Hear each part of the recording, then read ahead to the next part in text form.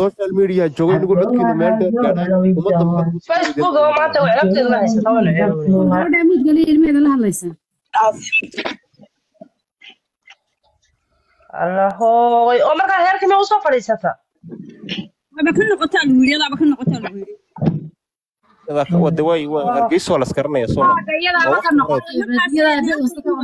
arrintu ku cadeed ilaa yaraanteedii baa la sheegayaa ilaa hadda la sheegayaa ilaa hadda dambiga ku jirta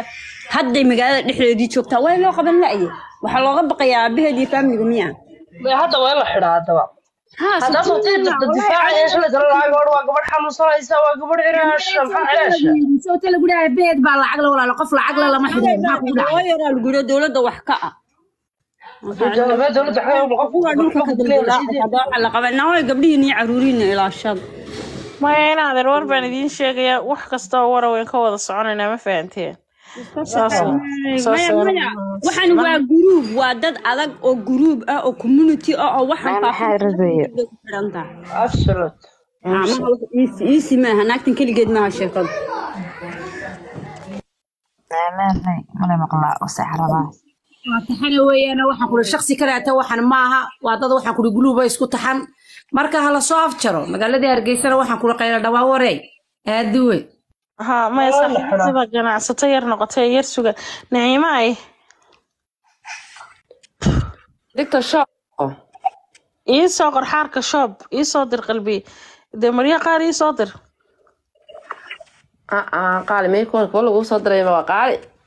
إيه مسوي تقول باباي صاحب وقاري حركة شاب هالكوكا فريه أونلاين محل قدر المكرا بس online baad kaga dalban kartaayo waxaan koori wadan kasto doonto meel ba kuugu tilmaamaya aad ugu tagto ababay xaarka shop dad intee ku xiran customer intee ku haysta xaarka shop de waxa ku xiran 3,000 ku daawanaya Soomaalida ayaa kaga xiran social media xagan TikTok ta live marka online ahaan de xaarka shop magana ku dalbayno idan lahayn meel online iyo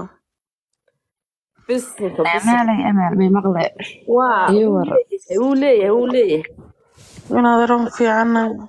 متى كلا يا وصيحنا يا فيري كلا صاحب نمدي ganacsiga xabad raaco shaxada doonaysa aan ku jeeday caayn meherada meherad weyn Helsinki ku taala u sheega baa waxaan ku weydiiyay wixii oo dharad ma soo iibsatay walaal qayban baadna tustay inta kala miyad qarisay kartoon ku weyn